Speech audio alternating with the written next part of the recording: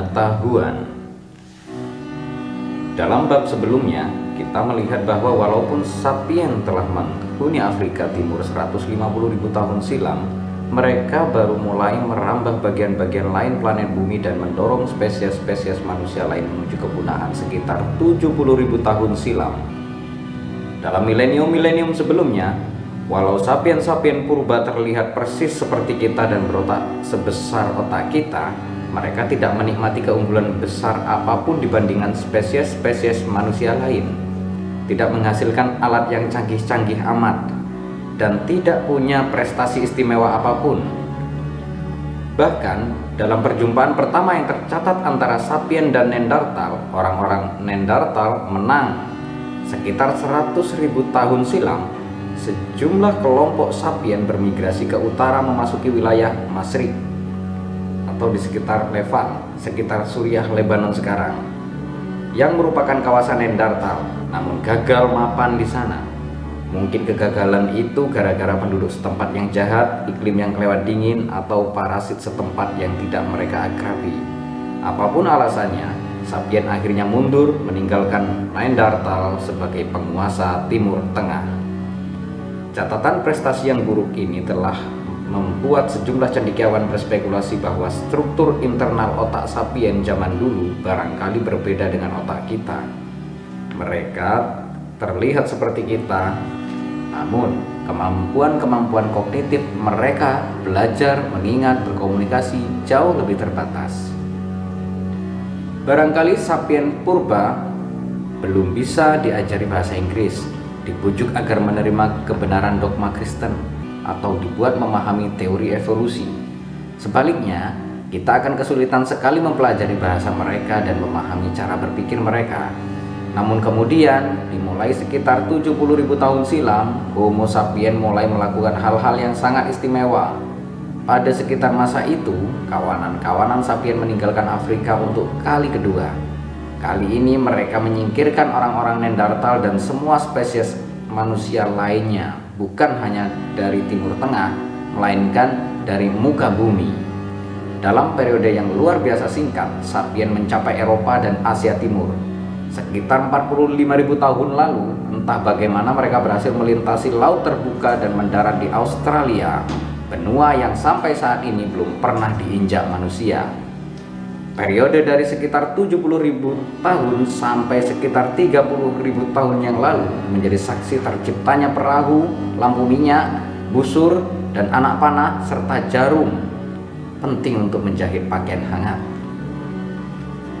Benda-benda pertama yang secara meyakinkan bisa disebut seni dan perhiasan berasal dari era itu. Sedemikian pula bukti pertama yang tak bisa diperdebatkan mengenai agama, perniagaan, dan stratifikasi sosial.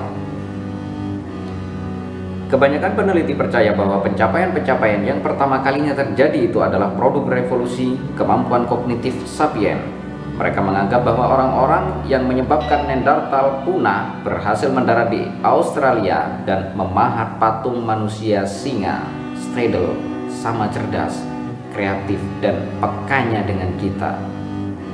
Bila kita berjumpa para seniman gua Straddle, kita dapat mempelajari bahasa mereka, sementara mereka pun bisa mempelajari bahasa kita.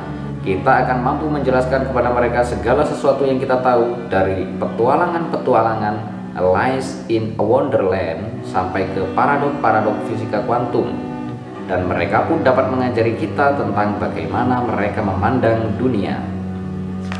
Kemunculan cara-cara baru berpikir dan berkomunikasi antara 70.000 tahun dan 30.000 tahun silam merupakan revolusi kognitif. Apa yang menyebabkannya? Kita tidak tahu pasti. Teori yang paling banyak dipercaya berargumen bahwa mutasi-mutasi genetik tanpa sengaja mengubah sambungan-sambungan di dalam otak sapien, memungkinkan mereka berpikir dengan cara-cara yang tidak pernah ada sebelumnya dan berkomunikasi menggunakan jenis bahasa yang sepenuhnya baru. Kita bisa menyebutnya mutasi pohon pengetahuan. Mengapa? Mengapa mutasi itu terjadi dalam DNA sapien, bukan dalam DNA Neanderthal? Sejauh yang bisa kita tahu, itu masalah kebetulan semata. Namun yang lebih penting adalah memahami akibat mutasi pohon pengetahuan ketimbang penyebabnya. Apa yang sedemikian istimewa mengenai bahasa baru sapien yang memungkinkan spesies manusia tersebut menaklukkan dunia? Bahasa tersebut bukanlah bahasa pertama. Setiap hewan memiliki semacam bahasa. Bahkan serangga seperti lebah dan semut tahu bagaimana berkomunikasi dalam cara-cara yang canggih. Saling memberi informasi mengenai letak makanan. Bahasa sapien juga bukan bahasa vokal pertama. Banyak hewan termasuk semua spesies kera dan monyet memiliki bahasa vokal. Misalnya, monyet hijau menggunakan berbagai jenis panggilan untuk berkomunikasi. Ahli-ahli zoologi telah mengidentifikasi satu panggilan yang berarti hati-hati, elang. Panggilan lain yang agak berbeda memperingatkan hati-hati, singa. Ketika para peneliti memutar rekaman panggilan pertama kepada sekelompok monyet, monyet-monyet itu menghentikan kesibukan mereka dan melihat ke atas dengan ketakutan. Ketika kelompok yang sama mendengar rekaman panggilan kedua, peringatan terhadap singa, mereka lekas-lekas memanjat pohon. Sapien dapat menghasilkan jauh lebih banyak suara berbeda daripada monyet hijau. Namun, paus dan gajah memiliki kemampuan yang sama mengesankannya. Burung betet bisa mengatakan apapun yang dikatakan Albert Einstein, juga meniru dering telepon, bunyi pintu dibanting, dan raungan sirene. Apapun keunggulan Einstein dibandingkan betet, itu pastilah bukan keunggulan vokal. Kalau begitu, apa yang sedemikian istimewa mengenai bahasa kita? Jawaban yang paling umum adalah bahasa kita luar biasa luas. Kita bisa menyambungkan bunyi dan tanda dalam jumlah terbatas untuk menghasilkan kalimat dalam jumlah tak terbatas, masing-masing dengan makna tersendiri. Karena itu kita bisa menelan, menyimpan, dan menyampaikan banyak sekali informasi mengenai dunia di sekeliling kita. Monyet hijau bisa meneriakkan kepada rekan-rekannya, hati-hati singa. Namun manusia modern dapat memberitahukan kepada teman-temannya bahwa pagi ini di dekat lekukan sungai dia melihat singa melacak sekawanan bison. Dia kemudian bisa menjabarkan di mana persisnya dia melihat kejadian itu, termasuk berbagai jalan yang mengarah ke sana. Dengan informasi itu, anggota-anggota kawanannya dapat berkumpul dan berembuk apakah mereka harus mendekati sungai guna menghalau singa dan memburu bison. Teori kedua setuju bahwa bahasa kita yang unik berevolusi sebagai cara berbagi informasi mengenai dunia. Namun informasi terpenting yang perlu disampaikan adalah tentang manusia, bukan tentang singa dan bison. Bahasa kita berevolusi sebagai cara bergosip. Menurut teori ini, Homo sapiens utamanya merupakan hewan sosial. Kerjasama sosial adalah kunci kelestarian dan reproduksi kita. Tidak cukup bagi individu, laki-laki dan perempuan untuk mengetahui di mana ada singa dan bison. Jauh lebih penting bagi mereka untuk mengetahui siapa yang dibenci rekan sekawanan, siapa yang tidur dengan siapa, siapa yang jujur, dan siapa yang pembohong. Jumlah informasi yang harus seseorang peroleh dan simpan guna melacak hubungan yang terus berubah di antara beberapa lusin individu sungguh mencengangkan. Dalam kawanan yang terdiri atas 50 orang, ada 1225 hubungan satu orang dengan satu orang lain dan berkombinasi sosial kompleks yang tak terhitung banyaknya. Semua kera menunjukkan minat besar terhadap informasi sosial semacam itu, namun mereka sulit bergosip secara efektif. Orang-orang Neanderthal dan Homo sapiens purba juga barangkali kesulitan membicarakan orang di belakang. Kemampuan yang dianggap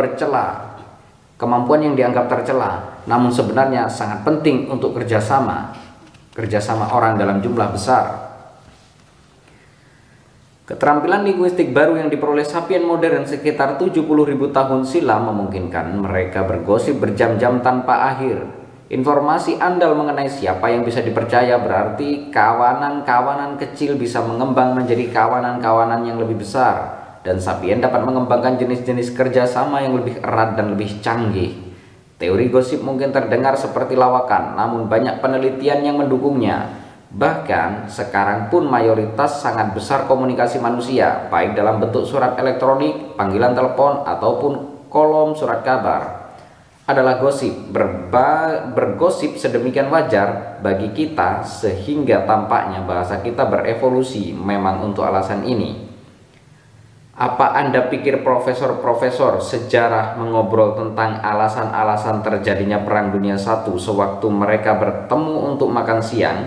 Atau bahwa ahli-ahli fisika nuklir menghabiskan rehat kopi mereka dalam konferensi sains untuk membicarakan tentang quark? Kadang-kadang, namun lebih sering, mereka bergosip tentang profesor yang memergoki suaminya berselingkuh, atau perselisihan antara kepala departemen dan dekan, atau rumor bahwa seorang kolega menggunakan dana penelitiannya untuk membeli mobil Lexus. Gosip biasanya berfokus kepada kesalahan. Penyebar isu adalah pilar keempat yang asli, para jurnalis yang memberitahu masyarakat mengenai penipu dan penebang sehingga masyarakat terlindungi dari mereka. Kemungkinan besar teori gosip maupun teori ada singa dekat sungai sama-sama sahih. Namun ciri yang benar-benar khas di bahasa kita bukanlah kemampuannya menyampaikan informasi mengenai manusia dan singa, melainkan kemampuannya menyampaikan informasi mengenai hal-hal yang sama sekali tidak ada.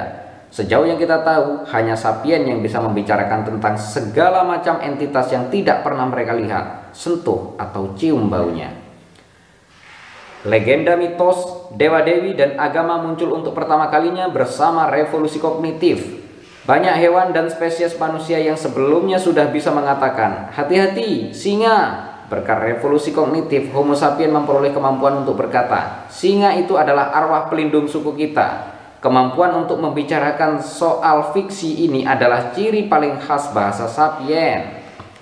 Relatif mudah untuk setuju bahwa hanya Homo sapien bisa membicarakan tentang hal-hal yang tidak benar ada dan mempercayai 6 hal mustahil sebelum sarapan. Anda tidak akan pernah bisa meyakinkan monyet untuk menyerahkan sebatang pisang kepada Anda dengan menjanjikan kepadanya pisang dalam jumlah tak terbatas di surga monyet setelah dia mati. Namun mengapa hal itu penting? Bagaimanapun, fiksi bisa menyesatkan atau mengalihkan perhatian secara membahayakan. Orang-orang yang mendatangi hutan guna mencari-cari peri dan kuda bertanduk satu tampaknya berkemungkinan bertahan hidup lebih kecil daripada orang-orang yang pergi mencari jamur dan rusa. Dan bila Anda menghabiskan waktu berjam-jam berdoa kepada arwah-arwah penjaga yang tidak ada, tidakkah Anda menyia-nyiakan waktu berharga, waktu yang lebih baik dihabiskan untuk mencari makanan, bertarung, dan bersenggama? Namun, fiksi telah memungkinkan kita bukan hanya menghayalkan ini itu, melainkan juga melakukannya secara bersama-sama. Kita dapat merajut mitos-mitos bersama seperti kisah penciptaan dunia dalam kitab suci, mitos-mitos kala mimpi orang-orang aborigin Australia, dan mitos-mitos nasionalis negara-negara modern. Mitos-mitos semacam itu memberi sapien kemampuan yang tak terbatas ada sebelumnya untuk bekerja sama secara luas beramai-ramai. Mitos-mitos semacam itu memberi sapien kemampuan yang tak pernah ada sebelumnya untuk bekerja sama secara luas beramai-ramai.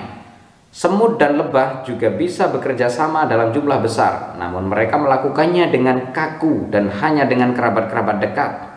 Serigala dan simpanse bekerja sama secara jauh lebih luas daripada semut, namun mereka hanya bisa melakukannya bersama sejumlah kecil individu lain yang mereka kenal dan dengan akrab. Sapien dapat bekerja sama dalam cara-cara yang luar biasa luas dengan orang asing yang tak terhitung banyaknya. Itulah mengapa sapien menguasai dunia, sementara semut memakan sisa-sisa kita dan simpanse terkurung dalam kebun binatang dan laboratorium penelitian.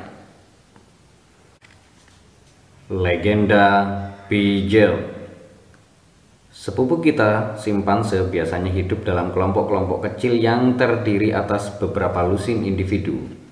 Mereka membentuk pertemanan yang erat, berburu bersama-sama, dan bertarung bahu-membahu melawan babun, citah, dan simpanse musuh. Struktur sosial mereka cenderung hierarkis. Anggota yang dominan, yang nyaris selalu pejantan, disebut pejantan alfa. Pejantan dan betina lain menunjukkan ketundukan kepada mereka. Pejantan alfa dengan menunduk di hadapan seraya membuat bunyi mengerung. Bisa dibilang persis seperti manusia jelata merunduk di hadapan raja. Pejantan alfa berupaya mempertahankan harmoni sosial dalam kelompoknya. Ketika dua individu bertarung, dia akan menangani dan menghentikan kekerasan itu. Dia juga melakukan hal-hal yang kurang menyenangkan seperti memonopoli makanan tertentu yang digemari dan mencegah pejantan-pejantan berperingkat rendah kawin dengan betina. Ketika dua pejantan memperebutkan posisi alfa, mereka biasanya melakukan itu dengan membentuk koalisi luas yang terdiri atas pendukung pejantan maupun betina di antara anggota-anggota kelompok. Hubungan di antara anggota-anggota koalisi didasarkan kepada kontak akrab harian, berpelukan, bersentuhan, berciuman, menelisik, dan tolong-menolong. Seperti politikus manusia yang saat kampanye pemilu berkeliling untuk berjabat tangan dan mengecup bayi. Demikian pula para kandidat yang berebut kedudukan puncak dalam kelompok simpanse menghabiskan banyak waktu memeluk, menepuk punggung, dan mencium bayi simpanse.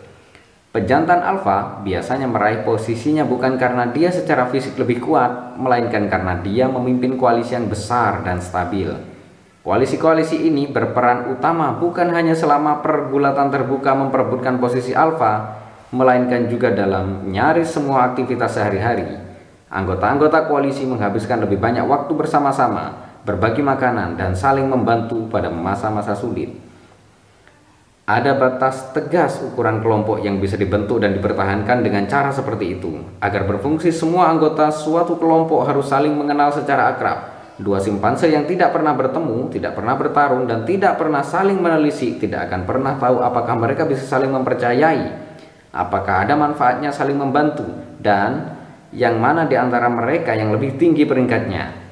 Dalam kondisi alami, satu kawanan simpanse biasanya terdiri atas sekitar 20-50 individu.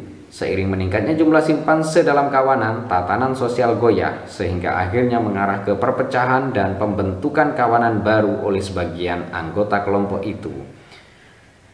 Hanya dalam beberapa kasus, ahli zoologi pernah mengamati kelompok yang beranggotakan lebih banyak daripada 100 simpanse. Kelompok-kelompok terpisah jarang bekerja sama dan cenderung saling memperebutkan wilayah dan makanan.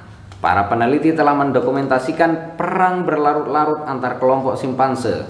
Bahkan satu kasus aktivitas genosida ketika itu kawanan simpanse secara sistematis membantai sebagian besar anggota salah satu kawanan simpanse tetangga. Pola-pola serupa barangkali mendominasi kehidupan sosial manusia awal, termasuk Homo sapiens purba. Manusia seperti simpanse memiliki naluri sosial yang memungkinkan leluhur kita membentuk perkawanan dan hierarki dan berburu atau bertarung bersama. Tapi seperti naluri-naluri sosial simpanse, naluri sosial manusia beradaptasi hanya untuk kelompok kecil yang akrab.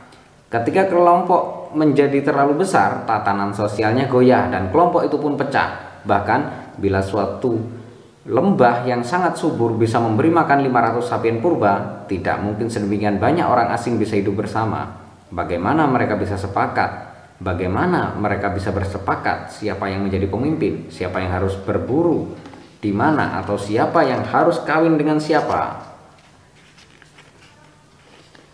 Setelah revolusi kognitif, gosip membantu Homo sapiens membentuk kawanan yang lebih besar dan lebih stabil. Namun, gosip pun memiliki keterbatasan. Penelitian sosiologis telah menunjukkan bahwa ukuran alami maksimum kelompok yang diikat oleh gosip antara sekitar 150 orang.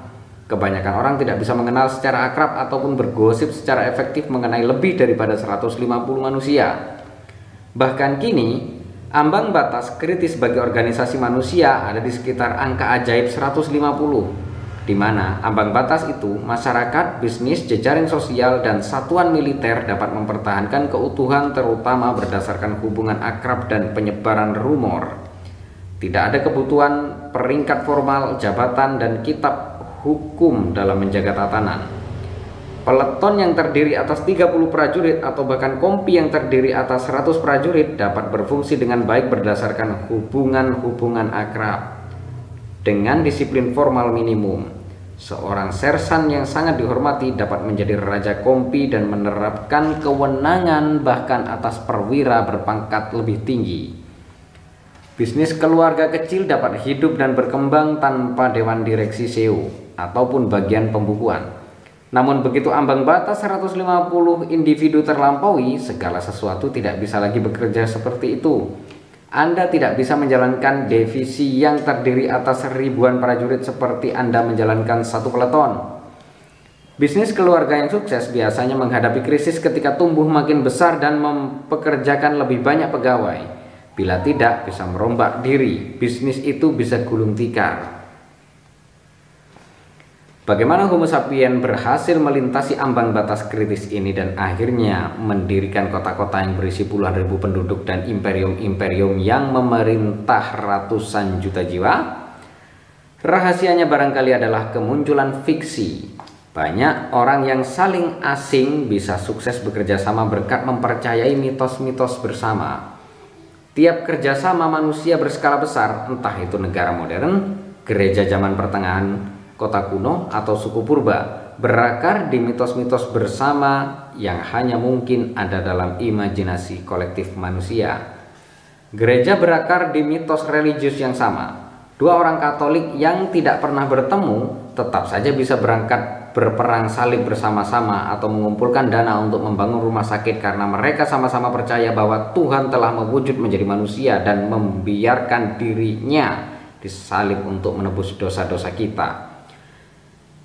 Negara-negara berakar di mitos-mitos nasional yang sama. Dua orang Serbia yang tidak pernah bertemu mau mengambil resiko untuk saling menyelamatkan karena mereka sama-sama percaya akan keberadaan sang bangsa Serbia, tanah air Serbia, dan bendera Serbia. Sistem-sistem hukum berakar di mitos-mitos hukum yang sama. Dua pengacara yang tidak pernah bertemu tetap bisa bergabung membela seseorang yang sepenuhnya asing bagi mereka karena mereka semua percaya akan keberadaan hukum, keadilan, hak asasi manusia, serta uang bayaran. Padahal segala hal itu tidak ada di luar kisah-kisah yang orang-orang ciptakan dan tuturkan kepada satu sama lain. Tidak ada dewa-dewi di alam semesta. Tidak ada bangsa, tidak ada uang, tidak ada hak asasi manusia, tidak ada hukum, dan tidak ada keadilan di luar imajinasi bersama manusia. Manusia dengan mudah memahami bahwa orang-orang primitif mengikat tatanan sosial dengan mempercayai hantu dan arwah dan berkumpul setiap purnama untuk menari bersama di sekeliling api unggun. Yang gagal kita pahami adalah bahwa lembaga-lembaga modern kita berfungsi dengan dasar yang tepat sama. Ambil contoh dunia korporasi bisnis. Pebisnis dan pengacara modern adalah sebenarnya tukang sihir yang didaya. Perbedaan mendasar antara mereka dan dukun suku adalah bahwa pengacara modern menuturkan kisah-kisah yang jauh lebih aneh. Legenda pijet memberi kita contoh yang bagus. Suatu lambang yang agak menyerupai manusia singa, stadel, kini ada di berbagai mobil, truk, sepeda motor dari Paris sampai Sydney. Lambang itu menghiasi kap mesin kendaraan-kendaraan yang dibuat oleh Piaget, salah satu produsen mobil tertua dan terbesar di Eropa. Piaget bermula sebagai bisnis keluarga kecil di desa Valentine, hanya sekitar 300 km dari Gua Stadel. Kini perusahaan itu mempekerjakan sekitar 200.000 orang di seluruh dunia. Sebagian besar di antaranya saling asing satu sama lain. Orang-orang asing ini bekerja sama dengan sedemikian efektif sehingga pada 2008 Piaget menghasilkan 1,5 juta lebih mobil, memperoleh pendapatan sekitar 55 miliar euro. Dengan cara apa kita dapat mengatakan bahwa Piaget SE, nama resmi sebuah perusahaan? Dengan cara apa kita dapat mengatakan bahwa perusahaan Piaget ada? Ada banyak kendaraan Piaget, namun jelas kendaraan-kendaraan itu bukanlah perusahaannya. Bahkan bila setiap mobil Piaget di dunia secara bersama-sama dibuang dan dijual sebagai logam bekas, Piaget tidak akan hilang. Piaget akan terus membuat mobil-mobil baru, mengeluarkan laporan tahunan. Perusahaan itu memiliki pabrik, mesin, dan ruang pamer, juga mempekerjakan mekanik, akuntan, dan sekretaris. Namun mereka semua bukanlah Piaget. Suatu bencana mungkin menewaskan setiap pegawai Piaget, lalu menghancurkan seluruh lini perakitan dan kantor eksekutifnya. Namun kalau begitu pun perusahaan itu masih bisa meminjam uang, mempekerjakan pegawai baru, membangun pabrik baru, dan membeli mesin baru. Pigeot memiliki manajer dan pemegang saham, namun mereka juga bukan perusahaan itu sendiri. Semua manajer bisa dipecat dan semua sahamnya dijual, namun perusahaan itu sendiri akan tetap utuh. Bukan berarti Pigeot SA tak tergoyahkan atau abadi. Bila hakim memerintahkan pembubaran perusahaan, pabrik-pabriknya akan tetap berdiri, sementara para pekerja, akuntan, manajer, dan pemegang saham akan terus hidup. Namun Pigeot akan menghilang seketika. Singkatnya, Pigeot seolah tidak memiliki hubungan esensial apa-apa dengan dunia fisik. Apakah Pigeot SE benar-benar ada? Pigeot adalah sebuah imajinasi bersama kita. Para pengacara menyebutnya fiksi hukum. Pigeot tidak bisa ditunjuk, dia bukan benda fisik. Namun Pigeot hadir sebagai entitas hukum, seperti juga Anda atau saya. Pigeot diikat oleh hukum-hukum negara tempatnya beroperasi. Pigeot bisa membuka rekening bank dan memiliki properti. Pigeot membayar pajak dan bisa dituntut atau bahkan dijatuhi hukuman secara terpisah dengan siapapun di antara orang-orang yang memiliki ataupun bekerja untuk perusahaan tersebut. Pigeot tergolong ke dalam genre fiksi hukum tertentu yang disebut perusahaan perseroan terbatas. Gagasan di balik perusahaan-perusahaan semacam itu tergolong salah satu ciptaan paling cerdas manusia. Homo sapiens hidup selama beribu-ribu tahun tanpa perusahaan semacam itu. Selama sebagian besar sejarah yang tercatat, properti hanya bisa dimiliki oleh manusia yang bertulang dan berdaging, yang berdiri di atas dua kaki dan punya otak besar. Bila Jean dari Prancis abad ke-13 mendirikan bengkel pembuat kereta, dia sendirilah bisnisnya. Bila kereta yang dia buat rusak seminggu setelah dibeli, pembeli yang menggerutu akan menuntut Jean secara pribadi. Bila Jean meminjam 1000 koin emas untuk mendirikan bengkelnya dan bisnisnya gagal, dia harus melunasi pinjaman itu dengan menjual properti pribadinya, rumahnya, sapinya, tanahnya. Dia bahkan mungkin harus menjual anak-anaknya sebagai budak. Bila dia tidak bisa melunasi utang, dia bisa dijebloskan ke penjara oleh negara atau diperbudak oleh pemberi pinjaman. Dia sepenuhnya bertanggung jawab tanpa batas atas segala kewajiban yang ditimbulkan oleh bengkelnya. Bila Anda hidup pada masa yang sama dengan Jane, Anda barangkali akan berpikir dua kali sebelum memulai usaha sendiri. Dan memang situasi hukum seperti itu menciutkan niat orang berusaha. Orang-orang takut memulai bisnis baru dan mengambil resiko ekonomi. Rasanya membuka usaha tidak setimpal dengan risikonya, yaitu keluarga mereka bisa berakhir benar-benar miskin papa. Itulah mengapa manusia mulai secara kolektif membayangkan keberadaan perusahaan perseroan terbatas. Perusahaan semacam itu secara hukum terpisah dari orang-orang yang mendirikannya, atau menanamkan uang ke dalamnya, atau mengelolanya. Selama beberapa abad terakhir, perusahaan-perusahaan semacam itu telah menjadi pemain-pemain utama di ajang ekonomi, dan kita telah menjadi sedemikian terbiasa sehingga kita lupa bahwa perseroan terbatas hanya ada dalam imajinasi kita. Di Amerika Serikat, istilah teknis untuk perusahaan perseroan terbatas adalah korporasi. Ironis, sebab istilah itu berasal dari kata corpus atau tubuh dalam bahasa Latin. Sesuatu yang justru tidak dimiliki oleh korporasi. Meskipun tidak memiliki tubuh yang sesungguhnya, sistem hukum Amerika memperlakukan korporasi sebagai pribadi legal, seolah-olah manusia yang berdaging dan bertulang. Demikian pula sistem hukum Prancis sejak 1896 ketika Armand Pigeot yang telah mewarisi dari orang tuanya satu bengkel pandai logam yang menghasilkan pegas, gergaji, dan sepeda, memutuskan untuk terjun ke dalam bisnis mobil. Demi tujuan itu, dia mendirikan perusahaan perseroan terbatas. Armand Pigeot menamai perusahaan itu dengan namanya sendiri, namun perusahaan tersebut terpisah dari dia. Bila salah satu mobil buatan perusahaan Pigeot rusak, pembeli bisa menuntut perusahaan Pigeot, bukan Armand Pigeot. Bila perusahaan itu meminjam jutaan francs dan kemudian ambruk, Armand Pigeot tidak berutang 1 francs pun kepada para pemberi pinjaman. Pinjaman itu toh diberikan kepada perusahaan Pigeot, bukan kepada Armand Pigeot, si Homo sapiens. Armand Pigeot berpulang pada 1915. Perusahaan Pigeot masih hidup dan sehat walafiat. Bagaimana tepatnya Armand Pigeot, sang manusia menciptakan Pigeot si perusahaan? dengan cara mirip sekali dengan cara pemuka agama dan tukang sihir menciptakan dewa-dewi dan setan sepanjang sejarah.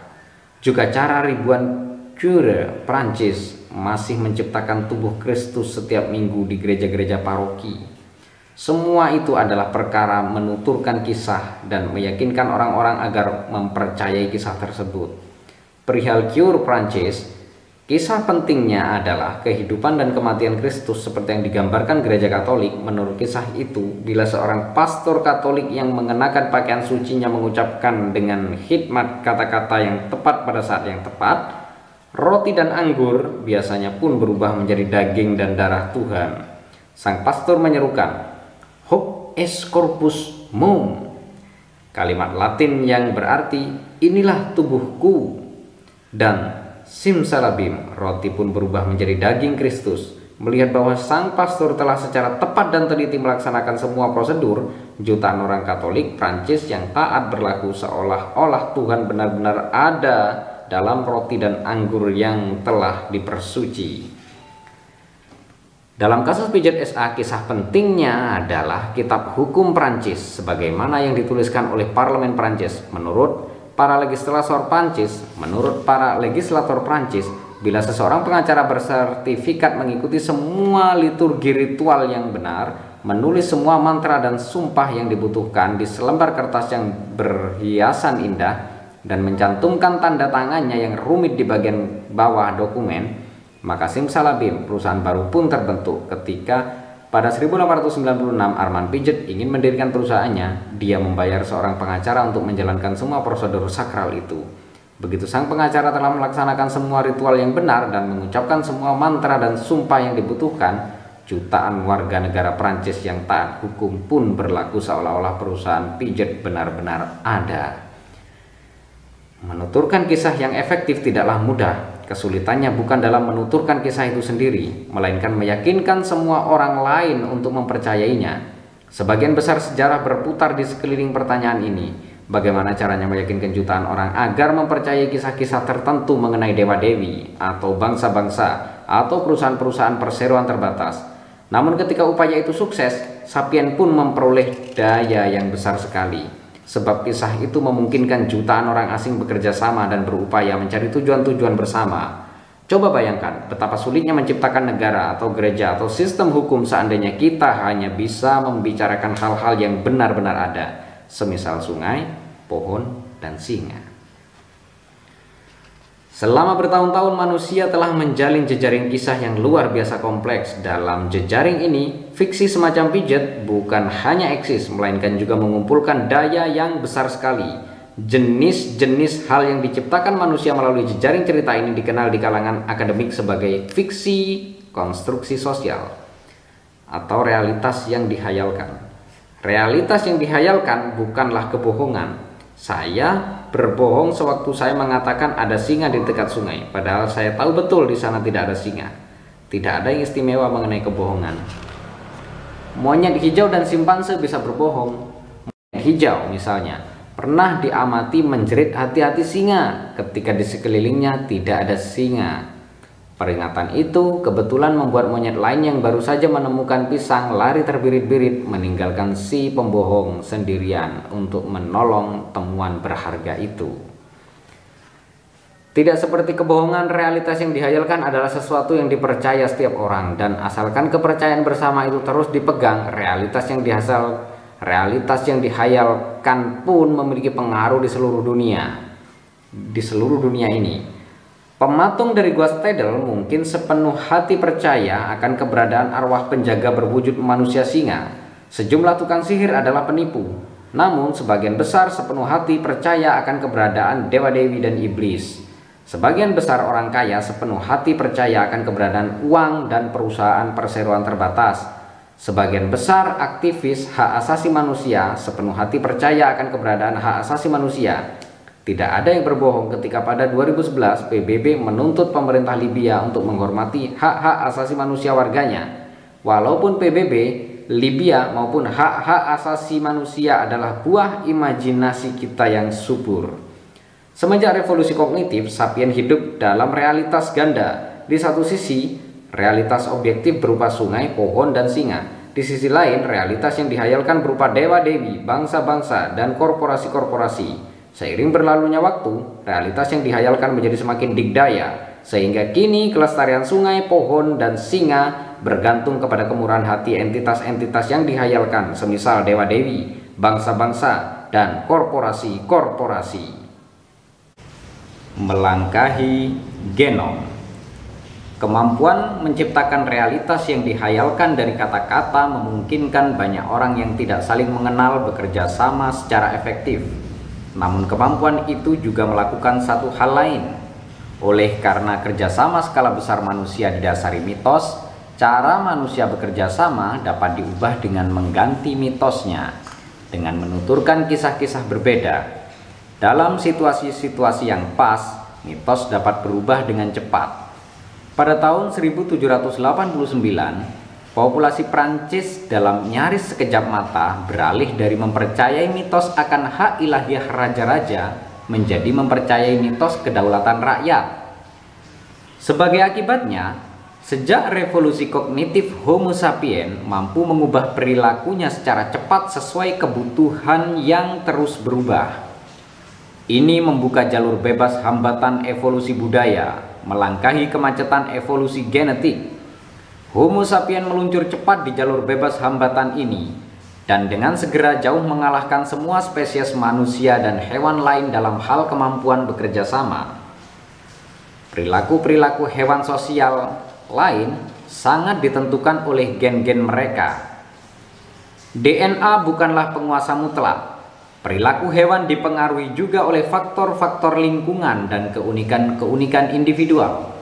Terlepas dari itu, dalam lingkungan tertentu, hewan-hewan dalam spesies yang sama akan cenderung berperilaku secara serupa. Perubahan-perubahan besar dalam hal perilaku sosial umumnya tidak bisa terjadi tanpa mutasi genetik. Misalnya, simpanse biasa memiliki kecenderungan genetik untuk hidup dalam kelompok-kelompok hierarkis yang dipimpin oleh satu pejantan alfa. Namun spesies simpanse yang berkerabat dekat dengan simpanse biasa bonobo biasanya hidup dalam kelompok-kelompok yang lebih egaliter dan dinominasi oleh aliansi-aliansi betina.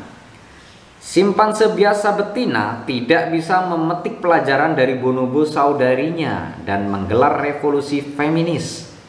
Simpanse jantan tidak bisa berkumpul dalam majelis konstitusional untuk menghapuskan jabatan pejantan alfa dan mendeklarasikan bahwa sejak saat ini semua simpanse harus diperlakukan sebagai setara. Perubahan-perubahan dramatis semacam itu dalam hal perilaku hanya akan terjadi bila ada yang berubah di dalam DNA simpanse. Karena alasan yang sama, manusia purba juga tidak mengadakan revolusi apapun. Sejauh yang bisa kita ketahui, perubahan-perubahan pola-pola sosial, terciptanya teknologi baru, dan dihuninya habitat-habitat asing lebih banyak disebabkan mutasi genetik dan tekanan lingkungan dibanding inisiatif budaya. Itulah mengapa manusia memerlukan ratusan ribu tahun untuk membuat langkah-langkah itu. 2 juta tahun silam, mutasi-mutasi genetik menghasilkan kemunculan satu spesies baru, satu spesies manusia baru yang disebut Homo erectus. Kemunculannya disertai oleh pengembangan teknologi, alat batu baru, yang kini diakui sebagai ciri khas spesies ini. Selama Homo erectus tidak mengalami perubahan genetik lebih lanjut, alat bantunya tetap tak banyak berubah selama nyaris 2 juta tahun. Sementara itu, sejak revolusi kognitif, sapien telah mampu mengubah perilaku dengan cepat, meneruskan perilaku baru ke generasi-generasi berikutnya tanpa membutuhkan perubahan genetik atau lingkungan. Sebagai contoh yang bagus sekali, pikirkanlah tentang kemunculan berulang-ulang kaum elit yang tak beranak pinak, semisal para pastor Katolik, biksu Buddha, dan birokrat Kasim Tiongkok. Keberadaan kaum elit semacam itu melawan asas paling mendasar seleksi alam, sebab anggota-anggota dominan kelompok itu secara sadar tidak beranak pinak, sementara pejantan alfa simpanse menggunakan kekuasaannya untuk berhubungan seks dengan sebanyak mungkin betina, sehingga menjadi bapak sebagian besar anak dalam kawanannya. Lelaki-lelaki alfa Katolik sepenuhnya menghindari hubungan seksual dan perawatan anak. Penghindaran atas hubungan seks ini bukanlah akibat kondisi lingkungan yang unik seperti ketiadaan makanan atau kekurangan calon pasangan kawin. Penghindaran itu juga bukan akibat mutasi genetik yang janggal. Gereja Katolik telah bertahan selama berabad-abad bukan karena mewariskan gen selibat dari satu paus ke paus berikutnya, melainkan dengan mewariskan kisah-kisah perjanjian baru dan hukum kanonik Katolik. Dengan kata lain, sementara pola-pola perilaku manusia purba tak berubah selama ribuan tahun, spesies dapat mengubah struktur sosial, sifat hubungan antar pribadi, aktivitas ekonomi, dan beraneka ragam perilaku lain dalam satu atau dua dasawarsa. Taruhlah ada seorang warga Berlin yang terlahir pada 1900 dan hidup sampai berusia seabad. Dia menghabiskan masa kanak-kanaknya di Kekaisaran Hohenzollern Wilhelm II.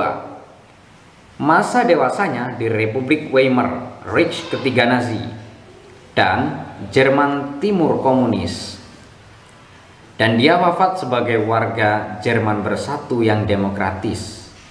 Dia telah berhasil menjadi bagian 5 sistem sosiopolitik yang teramat berbeda, walaupun DNA-nya tetap tepat sama.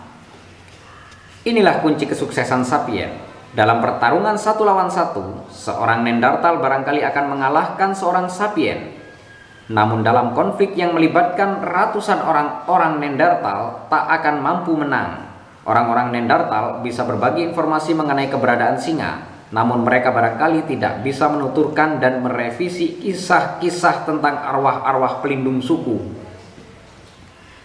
Tanpa kemampuan mengubah fiksi, orang-orang Neanderthal tidak bisa bekerja sama secara efektif dalam jumlah besar, maupun menyesuaikan perilaku sosial mereka terhadap tantangan-tantangan yang berubah cepat.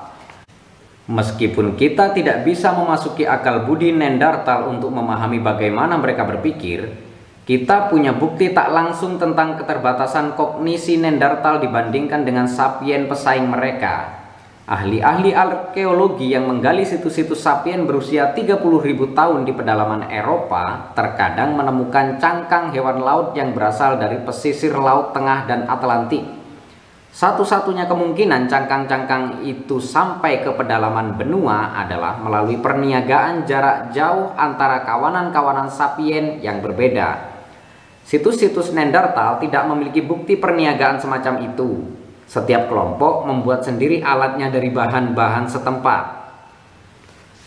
Satu contoh lagi datang dari Pasifik Selatan. Kawanan-kawanan sapien yang hidup di pulau New Ireland, sebelah utara Papua, menggunakan sejenis kaca vulkanik yang disebut obsidian untuk membuat alat-alat yang teramat kuat dan tajam. Tapi New Ireland tidak memiliki sumber alami obsidian. Uji laboratorium mengungkapkan bahwa obsidian yang digunakan penduduk New Ireland dibawa dari sumbernya di New Britain, pulau yang berjarak 400 km jauhnya.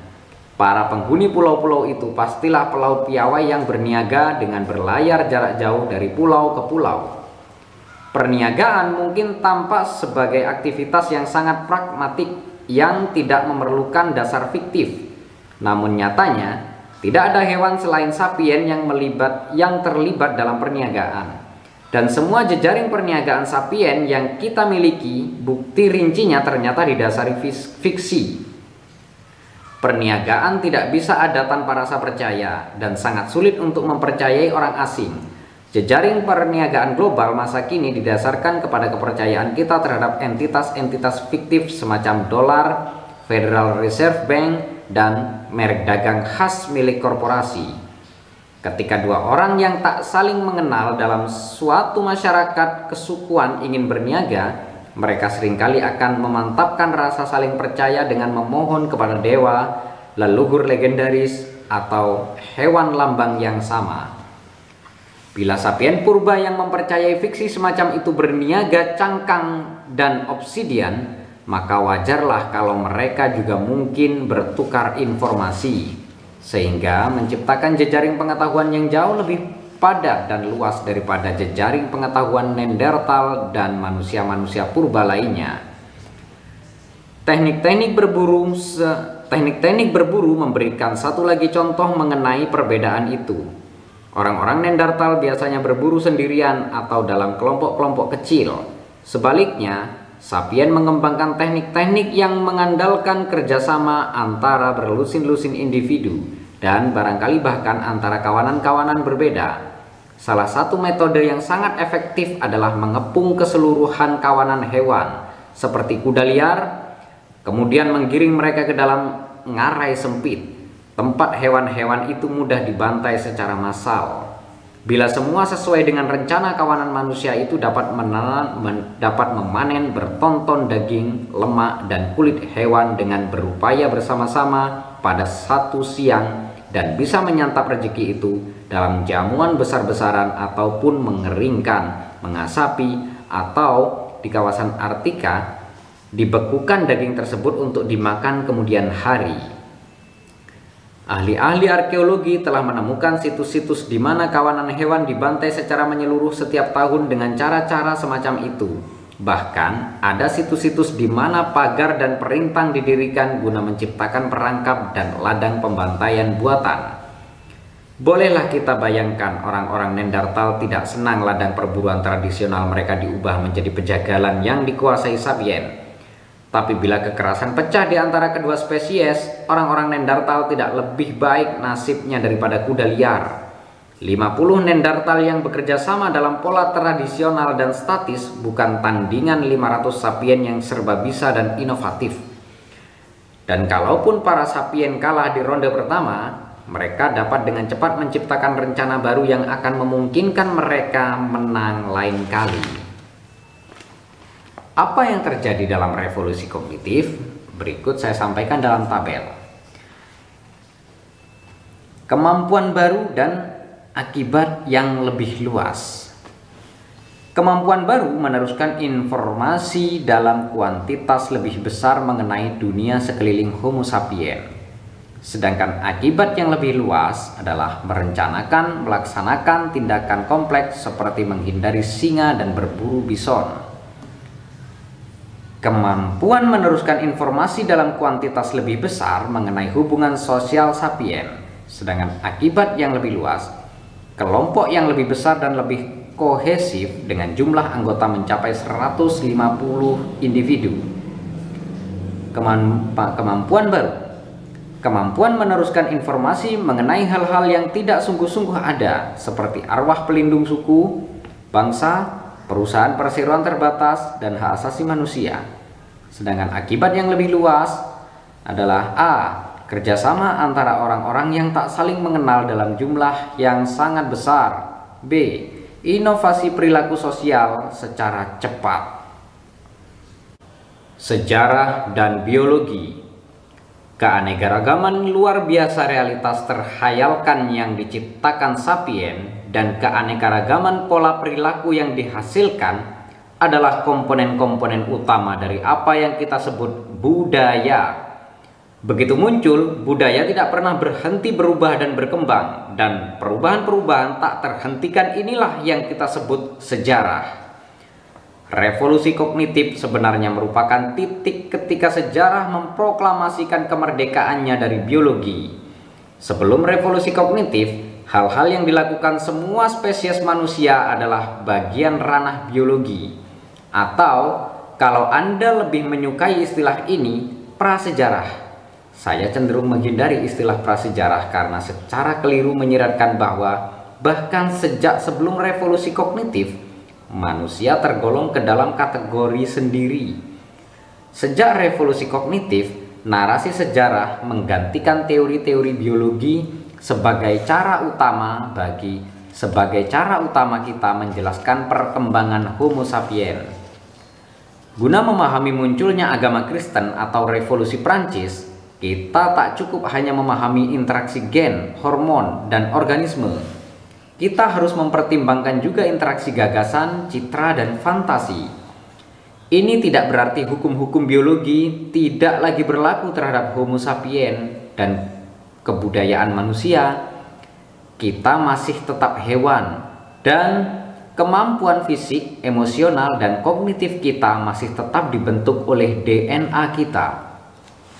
Masyarakat kita dibangun dari balok-balok penyusun yang sama dengan masyarakat Neanderthal atau simpanse. Dan semakin kita mengkaji balok-balok penyusun ini, sensasi, emosi, ikatan kekeluargaan, semakin sedikit perbedaan yang kita temukan antara kita dan kera-kera lain. Tapi keliru kiranya bila mencari perbedaan itu di tingkat individu atau keluarga. Kalau 1 lawan 1, bahkan 10 lawan 10, kita masih banyak miripnya dengan simpanse. Perbedaan-perbedaan besar baru mulai muncul sewaktu kita melewati ambang batas 150 individu dan sewaktu kita mencapai 1000 hingga 2000 individu. Perbedaannya sungguh mencengangkan. Bila Anda mencoba mengumpulkan ribuan simpanse di lapangan Tiananmen, Wall Street, Vatikan, atau markas PBB, hasilnya adalah kekacauan. Sementara itu, sapien biasa berkumpul dalam jumlah ribuan di tempat-tempat semacam itu. Bersama-sama mereka menciptakan pola-pola teratur seperti jejaring perniagaan, perayaan massal, dan lembaga politik yang mereka tidak akan pernah mungkin ciptakan sendirian. Perbedaan nyata antara kita dan simpanse adalah mitos pelekat yang menyatukan individu, keluarga, dan kelompok dalam jumlah besar. Pelekat ini telah menjadikan kita penguasa atas makhluk-makhluk lain. Tentu saja kita juga membutuhkan keahlian lain seperti kemampuan membuat dan menggunakan alat. Namun, pembuatan alat tidak akan berpengaruh banyak kecuali bisa dipasangkan dengan kemampuan bekerja sama dengan banyak orang lain. Kok sekarang kita bisa punya rudal antar benua dengan hulu ledak nuklir? Padahal 30.000 tahun silam kita hanya punya tongkat bermata tombak dari batu api. Secara fisiologis tidak ada peningkatan signifikan dalam kemampuan pembuatan alat kita selama 30.000 tahun terakhir. Albert Einstein jauh kalah cekatan dalam penggunaan tangan dibandingkan pemburu pengumpul purba. Tapi kemampuan kita bekerja sama dengan banyak orang yang tidak kita kenal telah meninggi secara drastis. Mata tombak batu api purba dibuat dalam beberapa menit oleh seseorang yang mengandalkan nasihat dan bantuan beberapa kawan akrab. Produksi hulu ledak nuklir modern membutuhkan kerjasama jutaan orang yang tak saling mengenal di seluruh dunia. Dari pekerja yang menambang biji uranium di perut bumi, sampai ahli fisika teori yang menulis rumus-rumus matematika panjang untuk menjabarkan interaksi-interaksi antara zarah-zarah subatomik. Untuk merangkum hubungan antara biologi dan sejarah setelah revolusi kognitif, A. Biologi menetapkan parameter-parameter dasar bagi perilaku dan kemampuan Homo sapiens. Seluruh sejarah berlangsung di dalam batas-batas arena biologis. B. Tapi arena ini luar biasa luas, memungkinkan sapien memainkan luar biasa banyak ragam permainan. Berkat kemampuan mengubah fiksi, sapien menciptakan permainan-permainan yang semakin kompleks, yang dikembangkan dan diperinci lebih jauh oleh setiap generasi. C. Sebagai akibat, guna memahami bagaimana sapien berperilaku, kita harus menjabarkan evolusi sejarah tindakan-tindakan sapien. Kalau kita hanya mengacu ke batasan-batasan biologis saja, itu bagaikan penyiar olahraga di radio yang meliput kejuaraan sepak bola Piala Dunia dan hanya menyampaikan kepada para pendengarnya gambaran rinci lapangan sepak bola, bukan menuturkan apa yang sedang dilakukan oleh para pemain. Pemainnya, apa yang dimainkan leluhur zaman batu kita adalah arena sejarah. Sejauh yang kita tahu, orang-orang yang mengukir manusia singa Stadel sekitar 30.000 tahun silam memiliki kemampuan fisik, emosional, dan intelektual yang sama dengan kita. Apa yang mereka lakukan sewaktu bangun pagi? Apa yang mereka santap untuk sarapan dan makan siang? Seperti apa masyarakat mereka? Apakah mereka memiliki hubungan monogami dan keluarga inti? Apakah mereka memiliki upacara, aturan moral, pertandingan olahraga, dan ritual agama? Apakah mereka berperang? Bab berikutnya mengintip di balik tirai zaman, mengkaji revolusi apa kehidupan dalam milenium-milenium yang memisahkan revolusi kognitif dan revolusi pertanian.